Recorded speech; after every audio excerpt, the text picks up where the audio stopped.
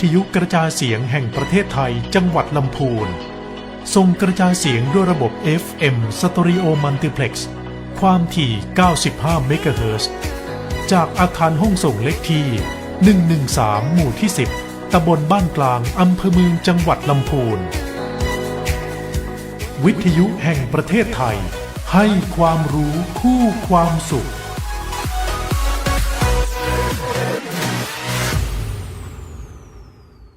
รวมมือมาประหยัดกันน้ำมันที่มีก็จะพอใช้ช่วยกันเพื่อประหยัดไฟช่วยชาติช่วยไทยพลังงานพอเพียงรวมมือมาประหยัดกันน้ำมันที่มีก็จะพอใช้ช่วยกันเพื่อประหยัดไฟช่วยชาติช่วยไทยพลังงานพอเพียงช่วยกันอย่างมีน้องให้จำให้มันไม่ฟุ่มเฟือยโดยพลันน้ำมันขึ้นราคาชาติจะรุ่งเรืองไม่สิ้นเปลืองหนักหนาไฟฟ้ามีค่าอย่าใช้เกินจำเป็นร่วมมือมาประหยัดกันน้ำมันที่มีก็จะพอใช้ช่วยกันเพื่อประหยัดไฟช่วยชาติช่วยไทยพลังงานพอเพียงร่วมมือมาประหยัดกันน้ำมันที่มีก็จะพอใช้ช่วยกันเพื่อประหยัดไฟช่วยชาติช่วยไทยพลังงานพอเพียงประกาศสำคัญจากจังหวัดลำพูนห้ามบุคคลใดกระทำการเผาในที่โล่งโดยเด็ดขาดตั้งแต่วันที่ 1 กุมภาพันธ์ถึง 31 พฤษภาคมจังหวัดลำพูนเปิดช่องทางการสื่อสารประชาสัมพันธ์แจ้งข่าวสารแจ้งเหตุตลอด 24 ชั่วโมง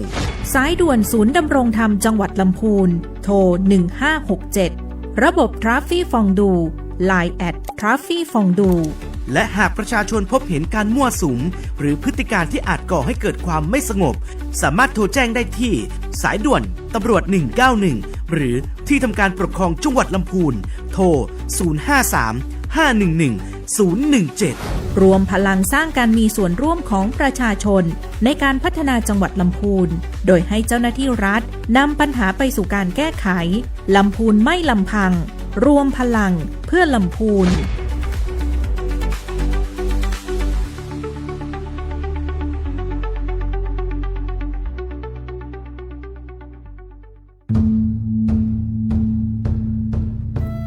เตรียมพบกับมหกรรมดนตรีสุดสร้างสรรค์ล้านนา Soft Power Music Fest พลังดนตรีคนล้านนาสู่สากล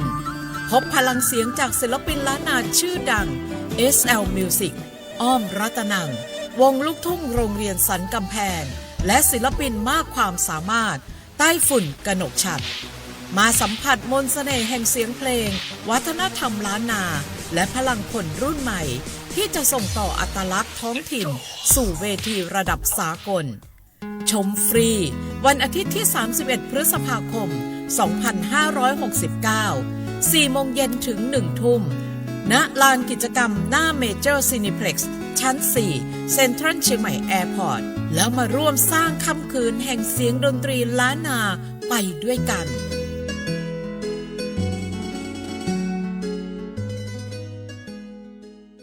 ช่วงนี้ได้ยินคนบ่นกันเยอะเลยนะเรื่องความไม่โปร่งใสเนี่ยใช่แต่รู้ไหมล่ะว่าจริงๆแล้วพวกเราช่วยกันได้นะทำยังไงหรอเดี๋ยวนี้มีช่องทางร้องเรียนที่เข้าถึงง่ายแจ้งเบาะแสได้สะดวกมากอย่างสายด่วนปปช1205อ๋อแบบนี้ทุกคนก็มีส่วนทำให้บ้านเราดีขึ้นได้จริงๆแน่นอนการต่อต้านทุจริตจะสำเร็จได้ก็เพราะคนอย่างเราร่วมมือกันสำนักงานประชาสัมพันธ์ที่ 3 กรมประชาสัมพันธ์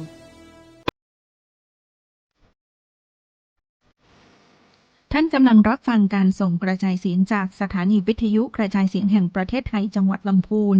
สำนักประชาสัมพันธ์เขต 3 กรมประชาสัมพันธ์กระจายเสียงในระบบ FM Stereo Multiplex ความถี่ 95 เมกะเฮิรตซ์จากอาคารเลขที่ 113 หมู่ที่ 10 ตำบลบ้านกลางอำเภอเมืองจังหวัดลำพูนจากนี้ไปสถานีร่วมกับสำนักงานคณะกรรมการการเลือกตั้งประจำจังหวัดลำพูนเสนอรายการร่วมพัฒนาประชาธิปไตยกับกกต.ลำพูนค่ะ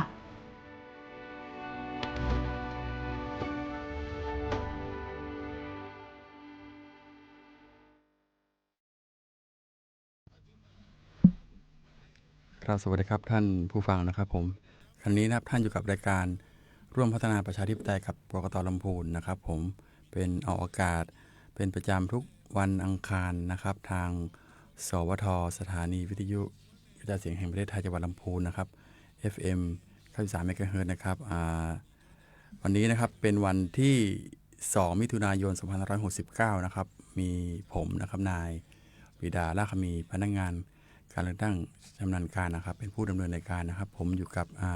นางกรกฎกวินนะครับผมหัวหน้ากลุ่มงานจัดการเลือกตั้งและการมีส่วนร่วมครับนะครับสวัสดีครับสวัสดีค่ะนะครับวันนี้ทางกกต.ลำพูนนะครับเรามีประเด็นเนื้อหาสาระนะครับที่เกี่ยวข้องกับการเลือกตั้งและก็การมีส่วนร่วมของประชาชนนะครับมาเล่าสู่ให้กับพี่น้องชาวลำพูนได้รับฟังกันนะครับในเรื่องแรกที่อยากจะสอบถามหัวหน้าโอนะครับว่าในช่วงที่ผ่านมาครับเรามีการเลือกตั้งท้องถิ่นหลายๆแห่งแล้วก็มีผลการเลือกตั้งออกมา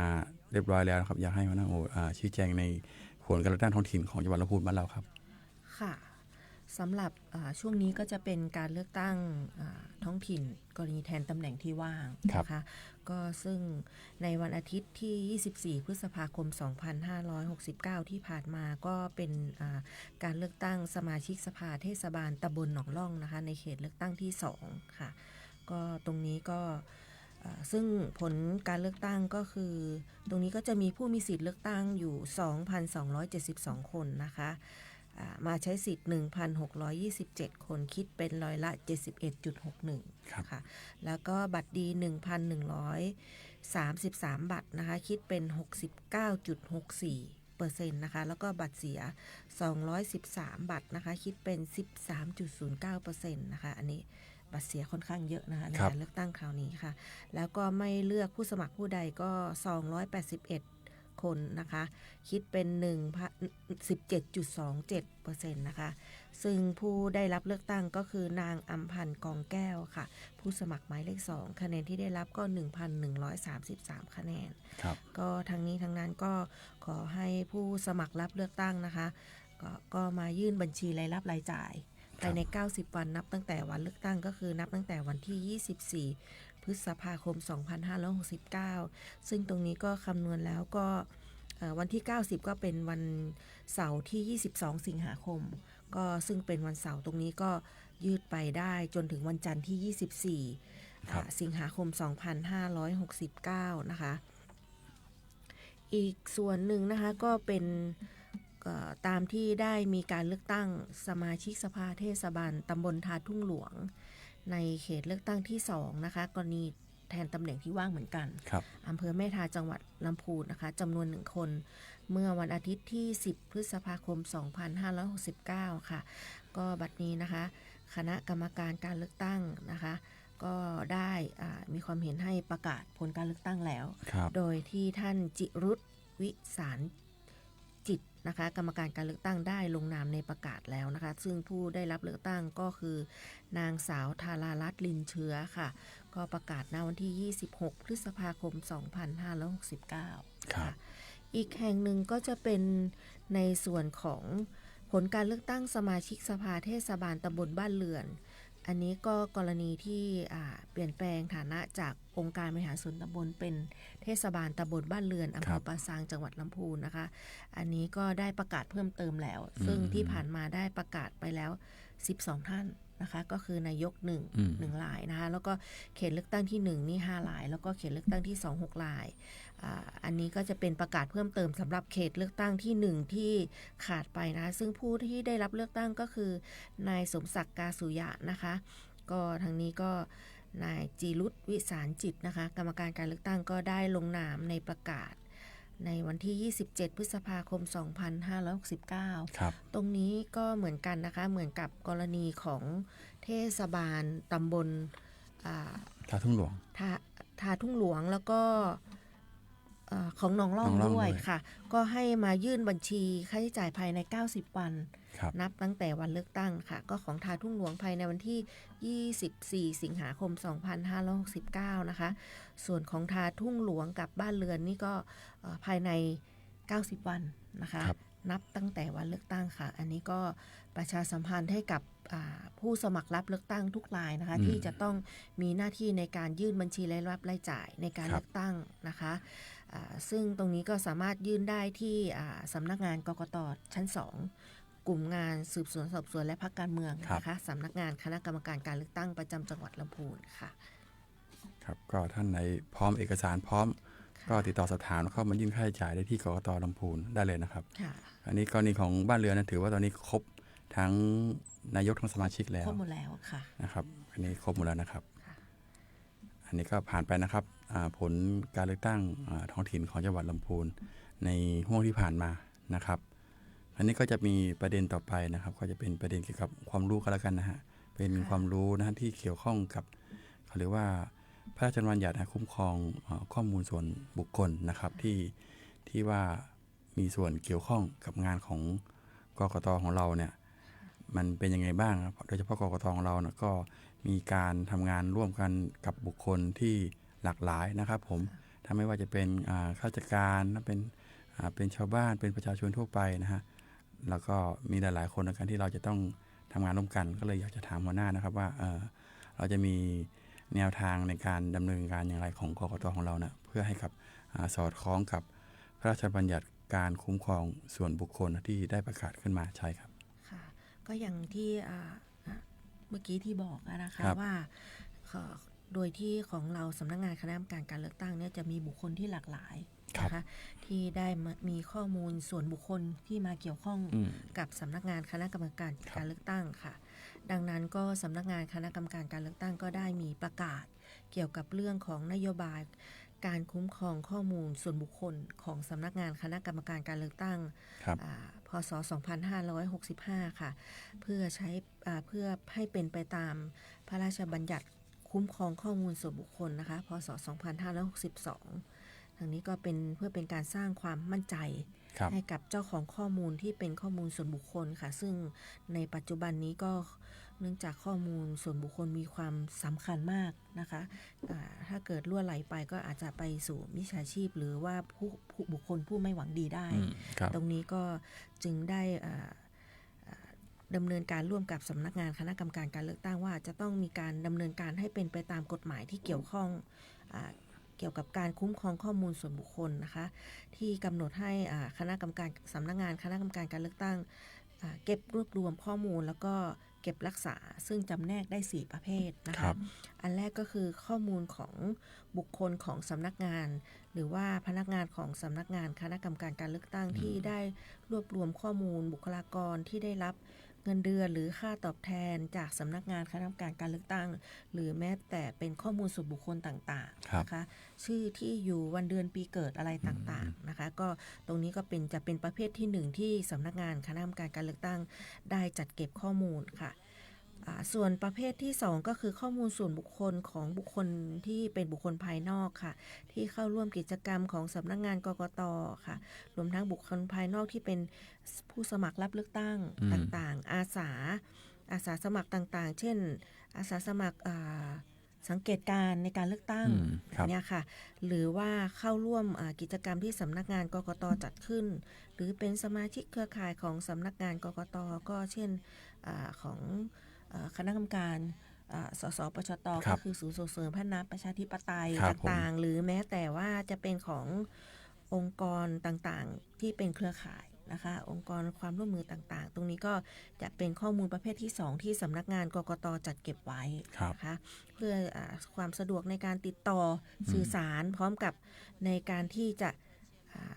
จ่ายค่าตอบแทนต่างๆหรือข้อมูลในการสื่อสารที่จะมาให้ข้อมูลเกี่ยวกับที่เป็นประโยชน์ให้กับสำนักงานกกต.จังหวัดค่ะประเภทที่3ก็จะเป็นข้อมูลของส่วนบุคคลที่เป็นบุคคลภายนอกที่ต้องดำเนินการให้เป็นไปตามที่กฎหมายเกี่ยวกับการเลือกตั้งหรือการพรรคการเมืองหรือระเบียบประกาศแล้วก็คำสั่งที่เกี่ยวข้องตรงนี้ก็เกี่ยวข้องกับเช่นสาขาพรรคการเมืองหรือว่ากรรมการของตัวแทนพรรคการเมืองประจำจังหวัดอะไรอย่างเงี้ยค่ะก็มีความจำเป็นที่เราจะต้องใช้ข้อมูลในการติดต่อสื่อสารหรือใช้ในการจัดเก็บข้อมูลต่างๆเพื่อประโยชน์ในการดำเนินกิจกรรมต่างๆของพรรคการเมืองตรงนี้ค่ะ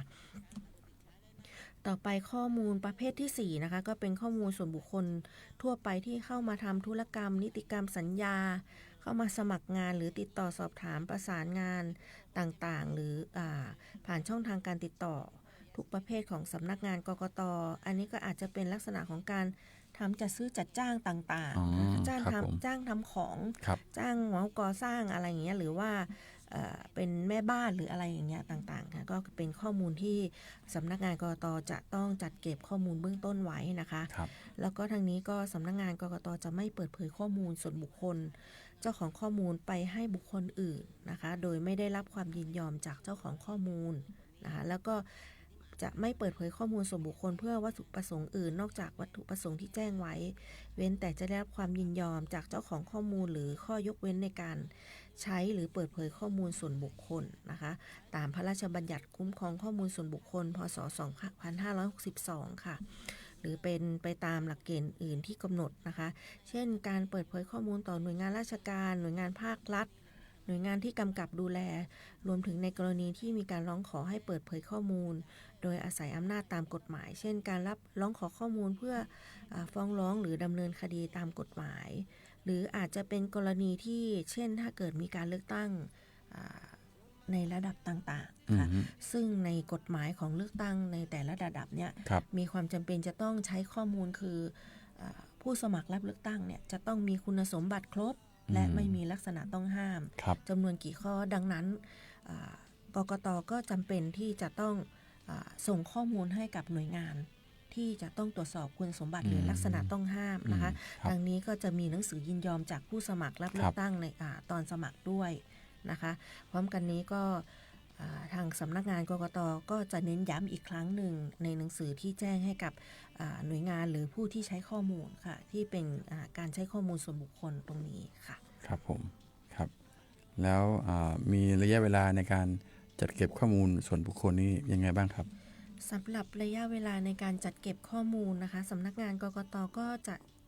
เก็บข้อมูลแล้วก็รวบรวมและรักษาข้อมูลส่วนบุคคลในระยะเวลาเท่าที่ข้อมูลยังมีความจำเป็นตามวัตถุประสงค์ในการเก็บรวบรวมข้อมูลตามที่กำหนดไว้แล้วก็เมื่อพ้นกำหนดระยะเวลาหรือสิ้นความจำเป็นตามวัตถุประสงค์แล้วสำนักงานกกต.ก็จะทำการลบ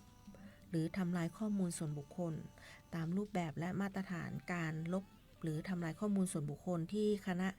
กรรมการคุ้มครองข้อมูลส่วนบุคคลหรือกฎหมายประกาศกำหนดหรือตามที่มาตรฐานสากลได้กำหนดไว้ค่ะอันนี้ก็คือระยะเวลาในการ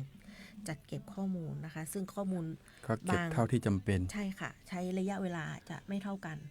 ค่ะเพราะฉะนั้นถ้าหมดความจำเป็นก็จะดำเนินการทำลายข้อมูลตามมาตรฐานที่กำหนดไว้โอเคครับผมครับผมคราวนี้นะครับถ้าเกิดมีผู้ที่สนใจนะครับนโยบายหรือว่ากฎหมายที่เกี่ยวข้องกับการคุ้มครองข้อมูลส่วนบุคคลเราสามารถได้ดูทางช่องทางไหนบ้างครับค่ะสำหรับผู้ที่สนใจนะสามารถศึกษาข้อมูลการเผยแพร่นโยบายเกี่ยวกับการคุ้มครองข้อมูลส่วนบุคคลนะผ่านทางเว็บไซต์ www.ect.go.th นะคะหัวข้อรวมกฎหมายนะคะแล้วก็เข้าไปที่หัวข้อย่อยประกาศ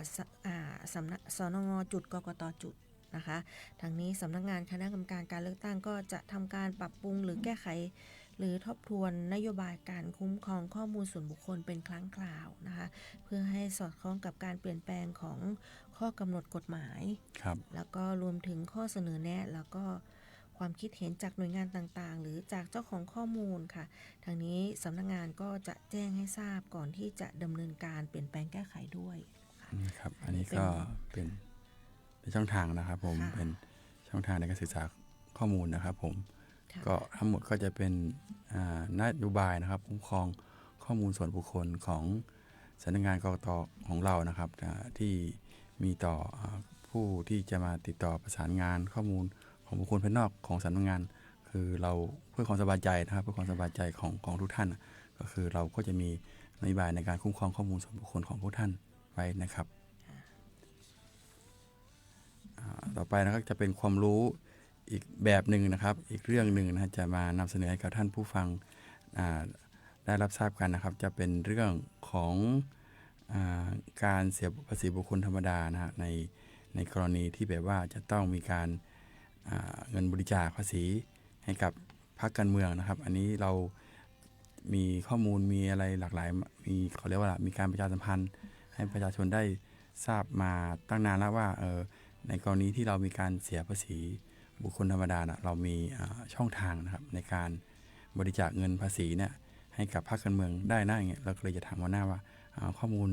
ที่ในการบริจาคเงินภาษีกับพรรคการเมืองมันเป็นยังไงบ้างครับค่ะตรงนี้ก็คือสำหรับผู้ที่มีเงินได้นะคะแล้วก็มีเกณฑ์ที่จะต้องเสียภาษีบุคคลธรรมดาแล้วก็มีความชื่นชอบในพรรคการเมืองนะคะที่ตัวเองชื่นชอบก็สามารถเข้าร่วมมามีส่วนร่วมแล้วก็เป็นส่วนหนึ่งในการสร้างความเข้มแข็งให้กับพรรคการเมืองที่ตัวเองชื่นชอบค่ะโดยที่สามารถบริจาคเงินภาษีให้กับพรรคการเมืองที่ท่านชอบนะคะในแบบแสดงรายการภาษีเงินได้บุคคลธรรมดาประจำปีภาษีนะคะหรือว่าพงด90พงด91ค่ะซึ่งตรงนี้ก็ผู้ชำระภาษีต้องแสดงเจตนาด้วยการทำเครื่องหมายในช่องของประสงค์อุดหนุนเงินภาษีพร้อมทั้งกรอกจำนวนเงินภาษีอุดหนุนได้ไม่เกิน500 บาทโดยที่ไม่ต้องจ่ายภาษีเพิ่มเติมแต่อย่างใดตรงนี้ก็เมื่อกรมสรรพากรได้รับเงินตรงนี้แล้วก็จะแจ้งให้กับทางสำนักงานกกต.ต่อไปก็สามารถเข้ามามีส่วนร่วมได้นะคะตรงนี้แจ้งในแบบได้เลยนะครับก็คือเราไม่ต้องจ่ายภาษีเพิ่มใช่ไหมครับก็เลยได้เข้าใจว่าเป็นส่วนหนึ่งของภาษีที่เราเสียให้กับรัฐแต่ว่าในส่วนของตรงนี้เราสามารถประสงค์ที่จะอุดหนุนนะฮะบริจาคให้กับพรรคการเมืองได้ไม่เกิน500 บาทค่ะนะครับต่อการเสียภาษีใน1 ปีครับผมโดยไม่ต้องจ่ายเพิ่มนะครับอันนี้ก็เป็นความประสงค์ของเรานะครับในกรณีที่อย่างที่หัวหน้าบอกก็คือเราอยากมีส่วนร่วมนะในการพัฒนาความเข้มแข็งของพรรคการเมืองนะฮะก็บริจาคเงินภาษีให้กับพรรคการเมืองได้นะครับอันนี้จะถามต่อนะครับว่าหลังจากที่เราได้มีการแสดงเจตนารมณ์ในการบริจาคเงินภาษีให้กับพรรคการเมืองที่เราชื่นชอบแล้วนะครับแล้วในส่วนของตัวพรรคการเมืองนะครับจะได้รับเงินบริจาคตรงนี้ยังไงครับผมตรงนี้ก็เมื่อสิ้นสุดระยะเวลาการยื่นแบบรายการเพื่อเสียภาษีแล้วนะคะกรมสรรพากรก็จะดำเนินการรวบรวมแล้วก็จัดทำรายชื่อพรรคการเมืองที่ได้รับเงินอุดหนุนที่ผู้เสียภาษีแสดงเจตนาไว้นะคะพร้อมกับยอดเงินรวมภาษีของแต่ละพรรคการเมืองนะคะส่งให้ในทะเบียนพรรคการเมืองก็คือเลขาธิการคณะกรรมการการเลือกตั้งแล้วก็พร้อมกับโอนเงินดังกล่าวให้กับกองทุนเพื่อการพัฒนาพรรคการเมืองเพื่อนำเงินมาจัดสรรเป็นเงินอุดหนุนประจำปีให้แก่พรรคการเมืองต่อไปค่ะอันนี้ค่ะก็แต่ละพรรคการเมืองก็จะได้ไม่เท่ากันอ๋อครับเงินก็จะไปอยู่ที่กองทุนพัฒนาพรรคการเมืองก่อนนะครับผมแล้วก็นำมาจัดสรรให้กับแต่ละพรรคต่อไปนะครับไม่ใช่ว่าเงินที่เราหักเงินภาษีตรงนี้ไปปุ๊บจะเข้าบัญชีของพรรคการเมืองเลยก็ไม่ใช่ยังนะครับผมก็จะต้องไปที่ในทะเบียนได้ทะเบียนพรรคการเมืองก่อนนะครับแล้วก็ให้กับไปสู่กองทุนพัฒนาพรรคการเมืองค่อยมาจัดสรรให้กับพรรคการเมืองต่อไปนะครับผมคราวนี้นะครับในการแสดงเจตนาเพื่อบริจาคเงินภาษีให้กับพรรคการเมืองนั้นนะครับผู้ที่มีหน้าที่ยื่นภาษีเงินได้นะครับก็สามารถยื่นแบบรายการเสียภาษีในพกด9091ได้ตามปกติหรือไม่ครับค่ะตรงนี้ก็ผู้เสียภาษีเงินได้บุคคลธรรมดาซึ่งเป็นผู้ที่มีสัญชาติไทยแล้วก็มีภาษีที่จะต้องชำระนะคะก็สามารถยื่นแบบแสดงรายการเพื่อเสียภาษีเงินได้บุคคลธรรมดาหรือว่าพงด90พงด91ได้ตามปกติค่ะแล้วก็สามารถยื่นได้ที่สำนักงานสรรพากรพื้นที่สาขาหรือว่าส่งทางไปรษณีย์ลงทะเบียนนะคะหรือว่าตอนนี้ก็เป็นยุคดิจิตอลนะคะสามารถยื่นแบบออนไลน์ได้ที่เว็บไซต์ของกรมสรรพากรนะคะก็ที่ www.rd.go.th นะคะตามที่กรมสรรพากรกำหนดระยะเวลาการยื่นแบบออนไลน์ได้ซึ่งในปัจจุบันนี้การยื่นแบบทางออนไลน์สะดวกมากนะคะเขาก็จะชี้แจงเป็นขั้นเป็นตอนให้เราเลยซึ่งขั้นตอนการแสดงเจตนานี่ก็จะมีอยู่หนึ่งในขั้นตอนตรงนั้นก็สะดวก แล้วก็รวดเร็วด้วย ไม่ต้องไปที่สรรพากรแล้วค่ะตอนนี้ค่ะครับผมก็จริงๆในช่วงของการยื่นแบบเสียภาษีแล้วก็พูดถึงการบริจาคภาษีกับภาคการเมืองนะมันเป็นช่วงที่ผ่านมาแล้วนะครับก็คือช่วงภายใน31 มีนาของทุกปีนะครับผมแต่ว่าถ้ายื่นออนไลน์ถ้าจำไม่ผิดน่าจะถึงวันที่15 เมษายนหรือยื่นออนไลน์ก็ได้อีกนะครับได้ยืดมาอีกประมาณ15 วันครับผมก็เดี๋ยวมาทบทวนนะครับทบทวนขั้นตอนการอุดหนุนเงินภาษีให้กับภาคการเมืองว่าเป็นยังไงบ้างครับค่ะตรงนี้ก็คือผู้เสียภาษีก็แสดงเจตนาประสงค์ที่จะอุดเงินภาษีให้กับพรรคการเมืองนะคะด้วยการทำเครื่องหมายในช่องประสงค์อุดหนุนเงินภาษีนะคะในแบบ 9091 ค่ะหลังจากนั้นก็จะกรอกจำนวนเงินที่ภาษีที่ต้องการอุดหนุนตรงนี้ก็ไม่เกิน500 บาทค่ะแล้วก็การบริจาคดังกล่าวต้องก็ไม่มีการเสียภาษีเพิ่มเติมแต่อย่างใดแล้วอันนี้ก็เป็นการอุดหนุนเงินภาษีสำหรับประชาชนผู้มีเงินได้ที่อยากจะสนับสนุนหรือเสริมสร้างความเข้มแข็งให้กับพรรคการเมืองนะครับสมมติว่าเราเสียภาษีเพียงแค่มีเงินเสียภาษีเพียงแค่300 บาทเราก็สามารถอุดหนุนภาษีได้เพียงแค่300 บาทนะครับจะได้บอกไปก่อนว่าไม่ใช่ว่าเราต้องการอุดหนุน500 บาทแต่เรามีเงินจำนวนมีภาษีที่ต้องชำระแค่300 บาทเราจะประสงค์ที่จะ500 บาทมันไม่ได้นะต้องเงินเราเสียภาษีมันต้องอยู่ในวงเงินที่เราเสียภาษีด้วยนะครับผมแต่สูงสุดก็ไม่เกิน500 บาทนะครับเมื่อสักครู่นะครับเราได้พูดถึงกองทุนพัฒนาพรรคการเมืองนะครับแวบมานิดนึงที่ว่าเป็นที่จะต้องจัดสรรเงินที่ให้กับงานพรรคการเมืองเราจะถามว่าไอ้กองทุนพัฒนาพรรคการเมืองนะเป็นของหน่วยงานของกกต.หรือไม่อย่างไรครับค่ะตรงนี้กองทุนเพื่อการพัฒนาพรรคการเมืองนะคะก็เป็นหน่วยงานหนึ่งของสำนักงานคณะกรรมการการเลือกตั้งนะคะซึ่งก็ตรงนี้ก็ตั้งขึ้นตามพระราชบัญญัติประกอบรัฐธรรมนูญว่าด้วยพรรคการเมืองนะคะพุทธศักราช 2560 ซึ่งตรงนี้ได้กำหนดให้การจัดตั้งกองทุนเพื่อการพัฒนาพรรคการเมืองมีวัตถุประสงค์เพื่อใช้เป็นเงินทุนหมุนเวียนนะคะแล้วก็ใช้จ่ายในการสนับสนุนพรรคการเมืองการให้การศึกษาแก่ประชาชนทั่วไปเกี่ยวกับการปกครองระบอบประชาธิปไตยอันมีพระมหากษัตริย์ทรงเป็นประมุขนะคะการส่งเสริมการมีส่วนร่วมของประชาชนการส่งเสริมให้เกิดการพัฒนาพรรคการเมืองให้เป็นสถาบันทางการเมืองของประชาชนซึ่งมีอุดมการณ์ทางการเมืองร่วมกันแล้วก็สมาชิกมีส่วนร่วมในการดำเนินการอย่างแท้จริงค่ะซึ่งตรงนี้ที่ผ่านมาก็ในของกลุ่มงานสืบสวนสอบสวนและพรรคการเมืองก็ได้ลงพื้นที่ไปสังเกตการนะคะการดำเนินกิจกรรมต่างๆของพรรคการเมืองค่ะที่ได้รับเงินสนับสนุนจากกองทุนด้วยนะคะแล้วก็อีกอันหนึ่งก็คือหลังจากนี้ก็ช่วงนี้ก็จะเป็นช่วงที่ทางสำนักงานกกต.ก็ได้จัดอบรมวิทยากรพรรคการเมืองด้วยเพื่อที่จะไปลงพื้นที่หรือว่าให้เครือข่ายของสมาชิกพรรคการเมืองเนี่ยได้มีส่วนร่วมในการที่จะเผยแพร่นะคะเกี่ยวกับการปกครองในระบอบประชาธิปไตยอันมีพระมหากษัตริย์ทรงเป็นประมุขทั้งเป็นกิจกรรมที่กกต.จัดเองหรือว่าพรรคการเมืองก็สามารถจะดำเนินการจัดเองซึ่งตรงนี้ก็สำนักงานกกต.ก็จะไปร่วมสังเกตการด้วยค่ะครับผมครับคำถามสุดท้ายก่อนจะปิดเบรกในช่วงนี้นะครับเกี่ยวกับกองทุนพัฒนาพรรคการเมืองนะครับก็จะถามว่าจำนวนเงินนะฮะที่กรมสรรพากรได้รวบรวมแล้วก็ได้จะทำรายชื่อพรรคการเมืองที่ได้รับเงินอุดหนุนนะครับพร้อมยอดรวมของเงินภาษีของแต่ละพรรคการเมืองนะครับส่งให้นายทะเบียนพรรคการเมืองนั้นนะครับก็จะถามว่าได้มีการจัดสรรนะฮะตามจำนวนยอดเงินที่จำนวนผู้เสียภาษีนั้นได้ระบุไว้หรือไม่ครับค่ะตรงนี้พรรคการเมืองก็จะได้รับอุดหนุนเงินจัดสรรตามที่ผู้เสียภาษีได้ระบุไว้เลยนะคะโดยกรมสรรพากรก็จะโอนเงินดังกล่าวให้กองทุนภายในเดือนกันยายนของทุกปีเพื่อโอนต่อให้กับพรรคการเมืองที่ได้รับเงินอุดหนุนค่ะโอเคนะครับผมก็อันนี้ก็จะเป็นประเด็นความรู้นะครับที่เกี่ยวข้องกับการบริจาคเงินภาษีนะครับให้แก่พรรคการเมืองต่างๆนะครับผมก็ตอนนี้ก็ถึงเวลาพักเบรกนะพักครึ่งหนึ่งของรายการนะเดี๋ยวเราฟังเพลงกันสักเพลงหนึ่งนะเดี๋ยวเรามาต่อช่วงที่2ของรายการครับ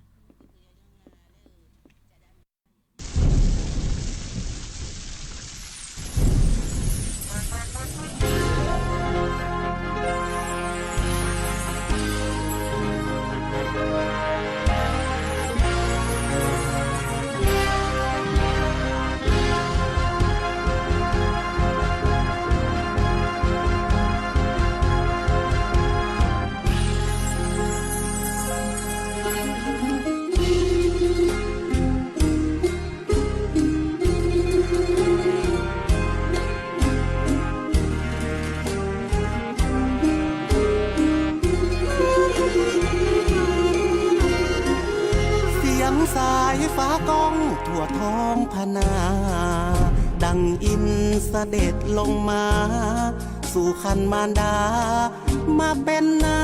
กบุญเดิมชื่ออินเฟือนฟ้าสั่นสะเทือนทั่วเมืองลำพูนเดือน9 ปีขานก่อนนู้นกำเนิดนักบุญของล้านนาไทยผู้คนน้อมนบเคารพศรัทธาทั่วไทยกราบไหว้บูชากำหนดฉายาครูบาศรีวิชัยด้วยบารมีสถูปเจดีย์ทุกที่ทำได้ดอยสุเทพแม้สูงเพียงใดสร้างทางขึ้นไปด้วยแรงศรัทธาครูบานั้นมาถูกมารคอยชมต้องอธิกรลายยกท่านจึงตกเป็นผู้ต้องหาเกือบ30 ปีด้วยบารมีท่านจึงรอดมาตราบชั่วชีวิตครูบาท่านปรารถนาให้บรรลุธรรมเหมือนสวรรค์แกล้งแย่งเอาครูบาเพียง51 พรรษาบุญท่านครูบาเหลือเพียงความทรงจำดับเทียนสังขารมีธรรมลำธารเป็นทางชี้นำตามรอยเส้นทางเส้นธรรมยิ่งใหญ่เหลือล้ำทั่วล้านนาไทย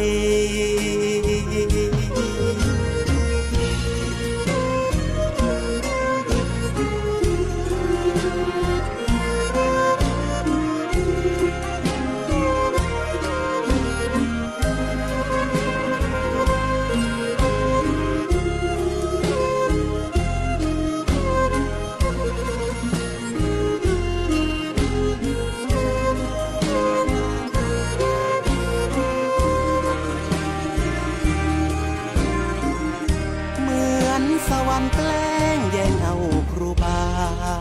เพียง51 พรรษาบุญท่านครูบาเหลือเพียงความทรงจำดับเทียนสังขารมีธรรมลำธารเป็นทางชี้นำตามรอยเส้นทางเส้นธรรมยิ่งใหญ่เหลือล้ำทั่วล้านนา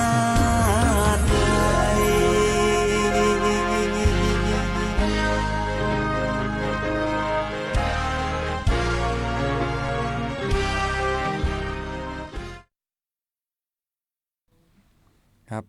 กลับเข้าสู่ช่วงที่ 2 ของรายการร่วมพัฒนาประชาธิปไตยกับกกต.ลำพูนนะครับผม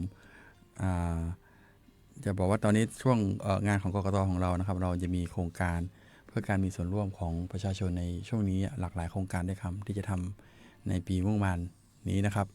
หนึ่งในนั้นก็คือโครงการพัฒนาความเป็นพลเมืองในระบอบประชาธิปไตย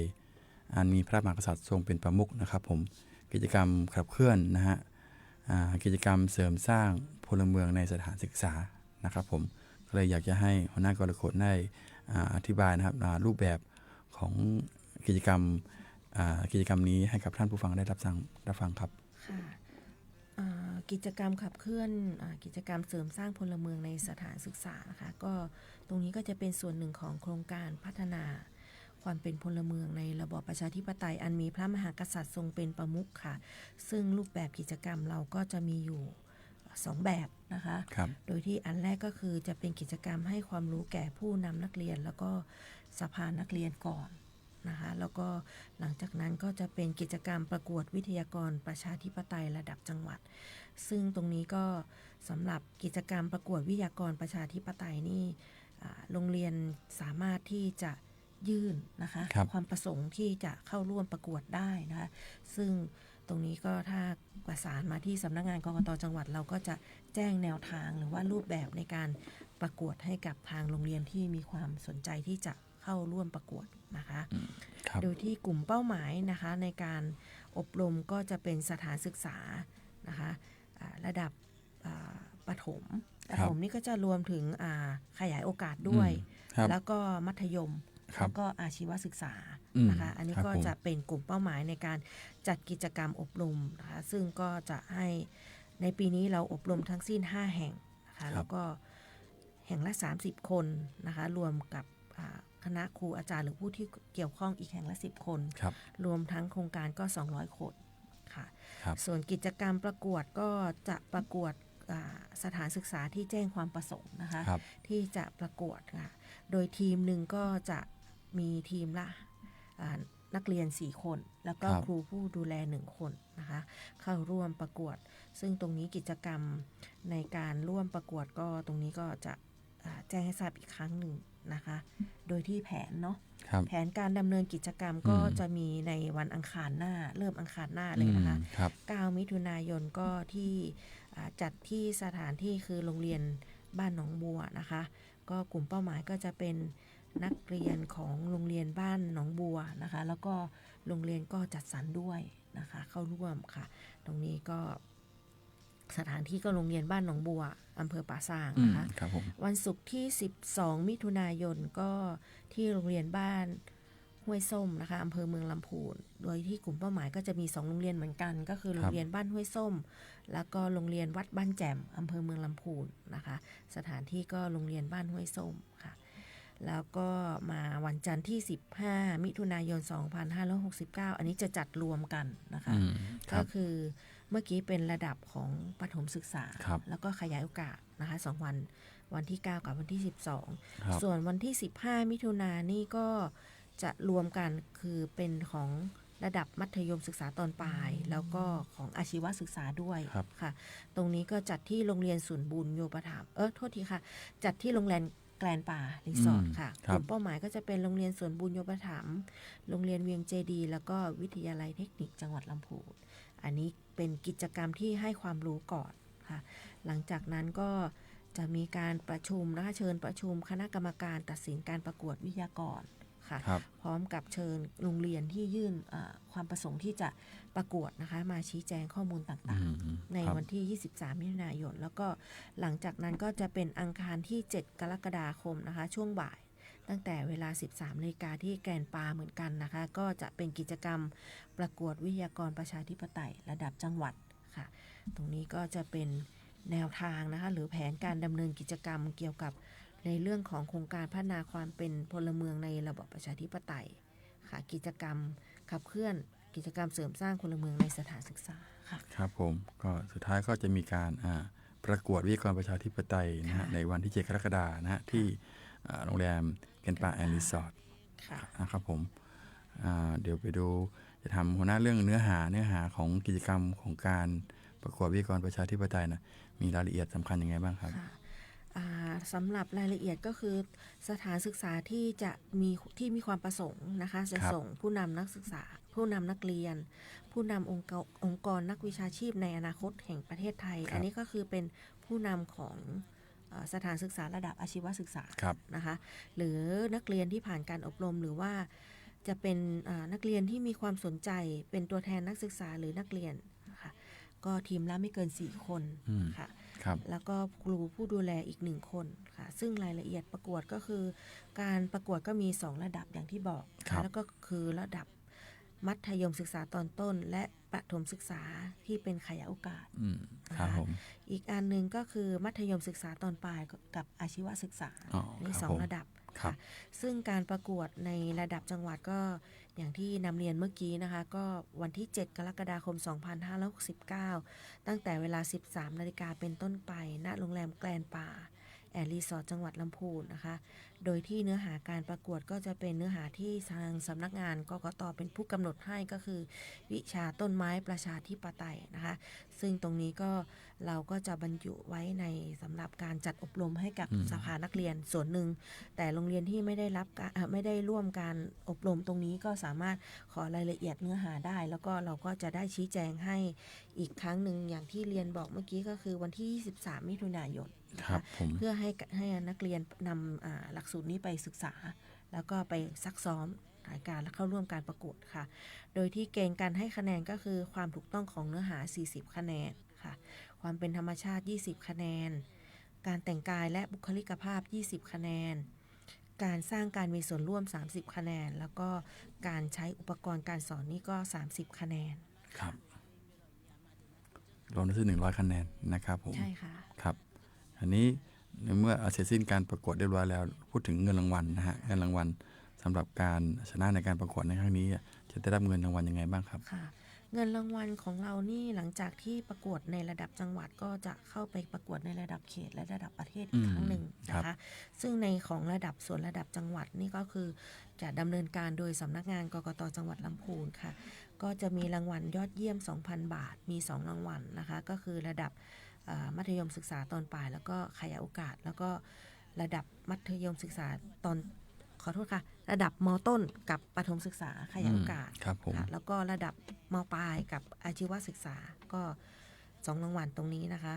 แล้วก็รางวัลชมเชยอีก5รางวัลค่ะพร้อมกับได้รับเกียรติบัตรพร้อมเงินรางวัลแล้วก็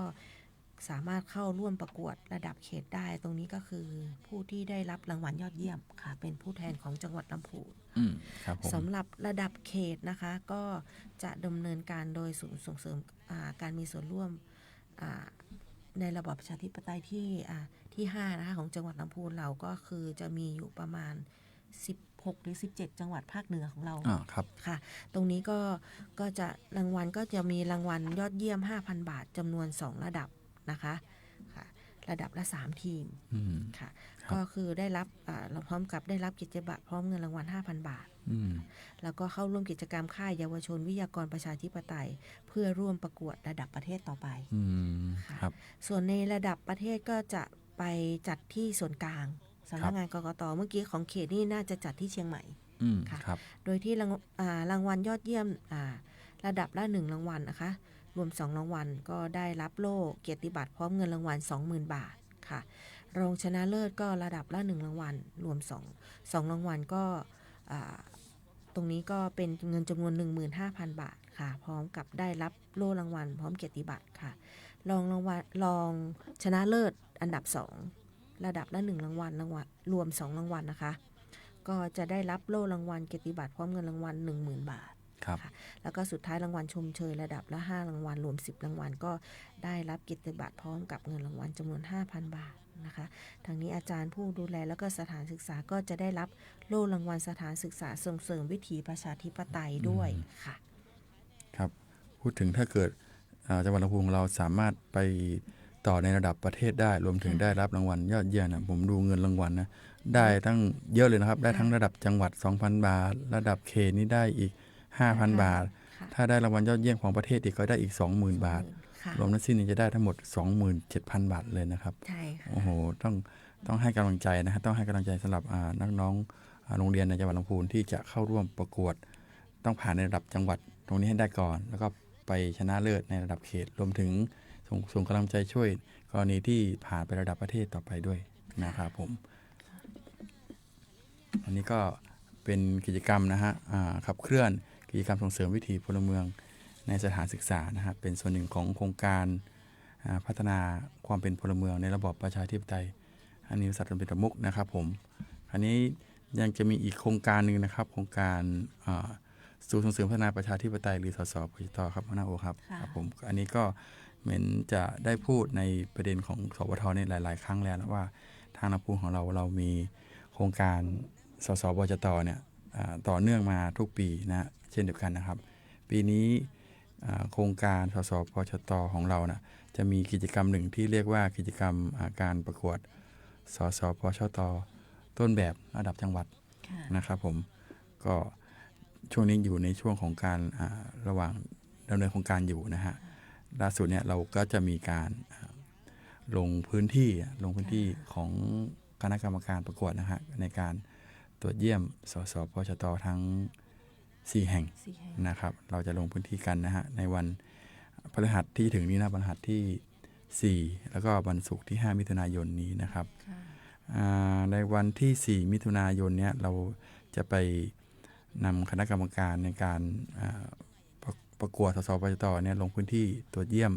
สสปชต2แห่งด้วยกันนะครับผมแห่งแรกนะก็จะเป็นสสปชตท่าตุ้มใช่ไหมครับใช่ค่ะท่าตุ้มที่ ป่าซางเนาะ ครับผม ช่วงเช้า ครับผมในช่วงบ่ายเราก็จะไปที่สสปชต.ทาประดุกอำเภอแม่ทานะครับผมแล้วอีกวันหนึ่งนะครับในลงพื้นที่ตรวจเยี่ยมก็คือวันที่5นะครับในช่วงเช้าของวันก็จะเป็นเราจะไปที่สสปชต.ตำบลลีนะครับอำเภอลีนะครับตอนบ่ายนะครับก็จะเป็นสสปชต.เหล่ายาวอำเภอบ้านโฮงนะครับผมก็จะเป็นการลงพื้นที่ให้คะแนนรับฟังข้อมูลนะฮะต่างๆของสสปชต.เพื่อนำมารวบรวมผลคะแนนเพื่อในการประกวดสสปชต.ต้นแบบระดับจังหวัดนะครับเมื่อลงพื้นที่เสร็จเรียบร้อยแล้วนะครับเราก็จะมีการประชุมนะฮะเพื่อพิจารณานะคัดเลือกสสปชต.ต้นแบบระดับจังหวัดอีกครั้งหนึ่งนะฮะในวันที่ 10 มิถุนายนนะฮะ 2569 ที่สำนักงานกกต.ลำพูนนะครับก็จะเป็นการเชิญประชุมของคณะกรรมการคัดเลือกนะสสปชต.ต้นแบบแล้วก็วันนี้ก็จะเป็นการตัดสินนะฮะตัดสินว่าสสปชต.ทั้ง4แห่งที่กล่าวมานะที่เราได้ลงพื้นที่ไปตรวจเยี่ยมนะสสปชต.แห่งไหนจะได้รับรางวัลชนะเลิศนะได้รับรางวัลดีเด่นนะฮะในการสสปชต.ต้นแบบระดับจังหวัดนะฮะเราจะมีอยู่ทั้งหมด4รางวัลด้วยกันนะฮะก็เป็นรางวัลดีเด่นอยู่1รางวัลนะฮะแล้วก็อีก3รางวัลก็จะเป็นรางวัลชมเชยนะครับก็อันนี้ก็จะเป็นกิจกรรมดีๆนะฮะของสำนักงานกกต.นะฮะที่เราทำกับศูนย์ส่งเสริมพัฒนาประชาธิปไตยนะของจังหวัดลำพูนต่อเนื่องเป็นต้นมานะครับผมเมื่อเสร็จตรงนี้เรียบร้อยปุ๊บนะครับเราได้สสปชต1แห่งนะที่เป็นดีเด่นแล้วนะอีก3แห่งที่เป็นรางวัลชมเชยแล้วเราก็จะมีการกิจกรรมหนึ่งสุดท้ายนะครับที่เราจะต้องมีการมอบโล่แล้วก็มอบประกาศเกียรติคุณให้กับสสปชตที่ได้รางวัลก็จะเป็นในวันที่7 กรกฎาคมนะฮะที่โรงแรมแก่นป่านะครับผมเราจะมีกิจกรรมที่เราเรียกว่ารวมพลคนสสปชตนะฮะเราก็จะเชิญสสปชตทั้ง4แห่งเนี่ยที่เราลงพื้นที่ตรวจเยี่ยมนะมาจัดบูธใช่ไหมครับนะครับมาจัดบูธนะฮะโชว์กิจกรรมนะโชว์ผลงานทางด้านการส่งเสริมประชาธิปไตยนะฮะให้กับผู้เข้าร่วมกิจกรรมได้รับชมรับทราบกันนะครับเราจะมีการจัดบูธนะฮะของการส่งเสริมประชาธิปไตยทั้งสสปชตทั้ง4แห่งรวมถึงบูธของสำนักงานกกต.ของเราด้วยนะฮะก็จะมีการแจกของรางวัลกันนะฮะรวมถึงกิจกรรมการมอบโล่ประกาศเกียรติคุณแล้วก็เกียรติบัตรให้กับสสปชตทั้ง4แห่งด้วยนะครับแสดงว่าวันที่7เรามีอยู่2กิจกรรมเนาะช่วงเช้าจะเป็นกิจกรรมของศูนย์ส่งเสริมพัฒนาประชาธิปไตยใช่ครับแล้วก็ช่วงบ่ายเป็นของการประกวดวิทยากรสถานศึกษานะครับวันที่แกนป่าวันที่7นี้เราเป็นวันสำคัญมากเลยนะครับเรามี2โครงการ2กิจกรรมในวันเดียวกันในสถานที่เดียวกันนะฮะช่วงเช้านะก็เป็นกิจกรรมของศูนย์เสริมพัฒนาประชาธิปไตยนะครับในช่วงบ่ายก็จะเป็นของสถานศึกษานะในการประกวดวิทยากรนะครับก็อันนี้ก็จะเป็นข่าวนะฮะประชาสัมพันธ์ที่แจ้งให้กับท่านผู้ฟังนะชาวจังหวัดลำพูนได้รับทราบว่าโครงการกิจกรรมของกกต.ลำพูนนะฮะด้านการส่งเสริมประชาธิปไตยมีอย่างมากมายแล้วก็ต่อเนื่องนะครับมีหลากหลายด้วยกันนะครับหลังจากโครงการนี้นะครับจบไปเรียบร้อยเราจะมีโครงการที่เรียกว่าสร้างกบน.มืออาชีพต่อเนื่องไปอีกนะครับที่จริงเราก็จะทำกันทุกปีเหมือนกันปีที่แล้วเราก็ทำนะเป็นโครงการที่เรียกว่ากบน.มืออาชีพนะฮะเราจะมีการเชิญวิทยากรนะฮะเชิญวิทยากรมาอบรมนะทบทวนความรู้นะครับทบทวนความรู้นะในการเป็นการปฏิบัติงานเป็นการเป็นคณะกรรมการประจำหน่วยเลือกตั้งนะครับแล้วเราก็จะเชิญกลุ่มเป้าหมายนะครับผมก็คือคณะกรรมการสสปชต.ของเรานั่นแหละนะครับผมที่อยากจะมีความรู้เพิ่มเติมนะฮะเพิ่มพูนในการฝึกการเป็นกบน.นะครับผมเราก็จะเชิญท่านนะฮะมาอบรมให้ความรู้นะฮะในการเป็นกบน.มืออาชีพนะฮะอีกครั้งหนึ่งนะครับผม เราคาดว่าจะทำกันเมื่อไหร่นะครับนะครับโครงการนี้ครับคาดว่าจะทำประมาณสิงหาเนาะสิงหากันยาเนี่ยค่ะครับผมจะต้องเสร็จจากโครงการสสปจเนี่ยสตอนี้ก่อนนะครับใช่ค่ะแล้วก็ตรงนี้เราก็จะดำเนินการสร้างวิทยากรก่อนอบรมวิทยากรจำนวน1รุ่นก่อนหลังจากนั้นก็วิทยากรที่ถือว่าเป็นวิทยากรครูกอของสำนักงานกกต.ค่ะก็ไปอบรมให้กับเครือข่ายหรือผู้ที่สนใจค่ะเพราะว่าตอนนี้ก็คือมันจะมีเช่นในกฎหมายพรบเลือกตั้งท้องถิ่นเขาบอกว่าถ้าในการที่จะแต่งตั้งประธานกปน.เนี่ยให้แต่งตั้งจากข้าราชการหรือผู้ที่ผ่านหลักสูตรของสำนักงานคณะกรรมการการเลือกตั้งค่ะดังนั้นบุคลากรที่ผ่านการอบรมตรงนี้ก็สามารถที่จะปฏิบัติหน้าที่เป็นประธานกปน.ได้ค่ะโดยที่ไม่ต้องเป็นข้าราชการก็ได้ค่ะตรงนี้อันนี้คือประเด็นสำคัญนะครับผมก็สามารถเป็นประธานกปน.ได้เลยนะครับกรณีที่ผ่านการอบรมจากหลักสูตรของกกต.ของเราใช่ค่ะนะครับผมอันนี้ก็จะเป็นกิจกรรมดีๆโครงการดีๆนะที่เราจะทำนะภายในปีงบประมาณ2569นี้นะครับผมครับข้อข่าวนี้เวลานะของรายการร่วมพัฒนาประชาธิปไตยกับกกต.จังหวัดลำพูนนะครับได้หมดลงเรียบร้อยแล้วนะครับได้เนื้อหาสาระมากมายเลยนะครับผมเดี๋ยวมาพบกันใหม่นะในวันอังคารหน้านะครับวันนี้นะครับผม